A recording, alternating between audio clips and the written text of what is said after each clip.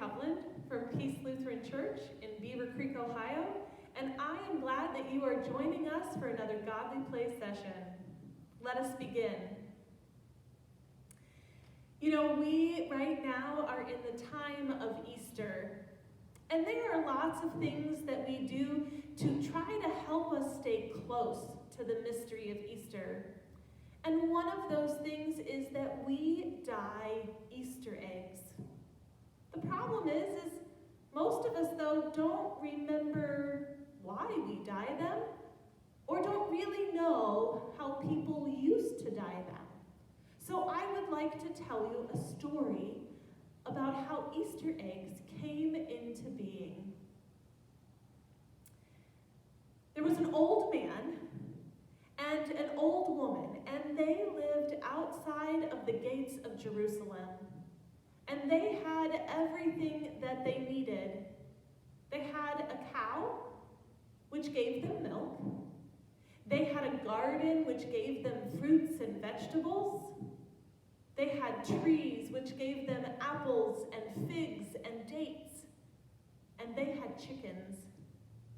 And the man would go out early in the morning and he would enter into the area of the chickens and he would say, "Good morning, chickens!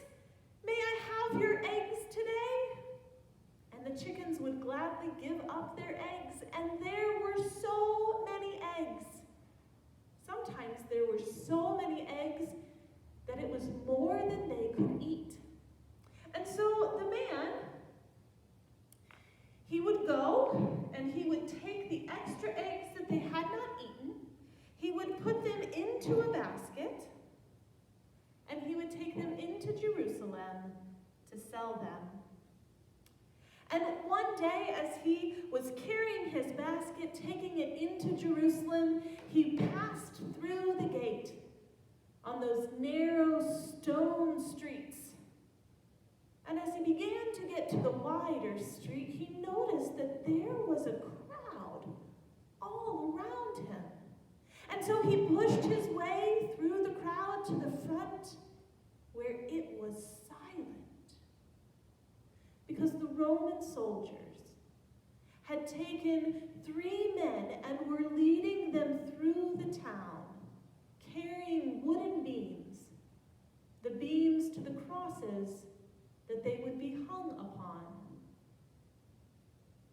And as the man watched, silent himself, he saw one man stumble and begin to fall, and without even thinking, he sprang from the crowd, catching the wooden beam, keeping it and the man from hitting the ground, and then he carried the beam with the man through the city, out to the gates, and onto the hill. And he stayed, and he watched. And even as it was getting darker, he stayed. And he watched the mother and the others who were gathering there. He watched them, watching the man in the middle. And then the man died there on the cross. And they took him down, and they took him off to a stone tomb. But the man did not follow the crowd as they went. He went back through the sad gate into Jerusalem, and he remembered. He remembered his basket of eggs. And he knew for sure that they wouldn't be there, for eggs were very precious, especially for those who were hungry, precious even for those who were not hungry. And he knew that he would not find the basket, and yet he returned to the place, turning around the corner and looking hopefully to the place where he had quietly laid down the basket as he went to help. And shock of all shocks, the basket was there. And so he went and he looked inside the basket, and the white cloth had laid over the eggs was still there. But he knew that underneath the cloth there would be no eggs.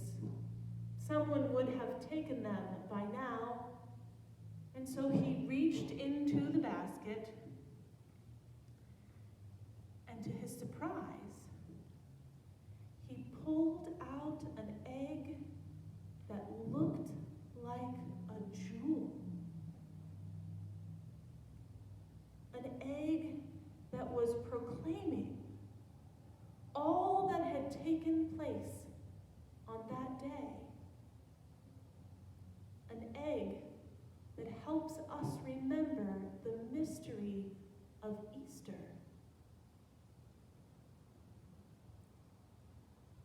In fact, as he looked more, he found that in his basket there was egg after egg that helped to remind him of what happened that day with the death on the cross and later the resurrection from the stone tomb. Often at Easter, we decorate Easter eggs. And now, you know why. And each of the colors on the egg, they represent something for us. White for purity, black to help us remember, blue for health, purple for higher power, yellow for spirituality, red for love, green for money, brown for happiness, pink for success, and orange for attraction. But you'll notice on my egg that not only are there colors, this one of white and red and yellow and a little brown, but there are also designs upon the eggs. And traditionally, all of these designs, they too have had a meaning. The crosses are for suffering and death, for Christ's resurrection from the dead. Butterflies remind us of nature and the transformation that happens. The flowers remind us of love and charity towards others. The ladder is a symbol throughout the Bible as we see people growing in their faith, reaching towards heaven. We have the star, which has become a sign for all Christianity. The star that leads the way. Here we have the ram's horns, which help to show strength and determination. We have a checkered board or a cross pattern that filters out the evil, leaving us with the good.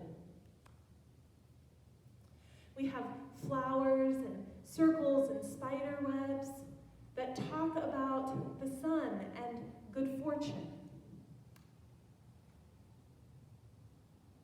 We have a fish, which is an ancient symbol of Christians. We have another star that looks like a rose.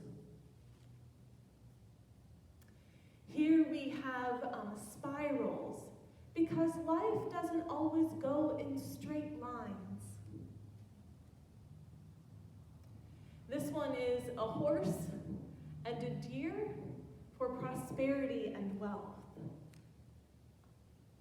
This one is spots, stars of heaven, or some say Mary's tears. This one is wheat for the bountiful harvest. This one is a design that encircles the egg, which shows us eternity.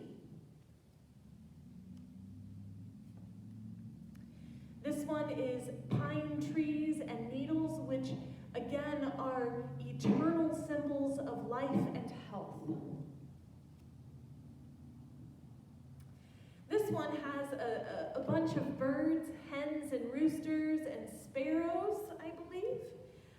And these are, that we have hope for the future and that our desires are coming true. There are lots of different ways that you could make an egg. I encourage you to look in the comments today to find some eggs and what it is to remind you of the colors and the examples. Again, there's lots of ways to do an egg, and so I wonder, what colors speak to you today?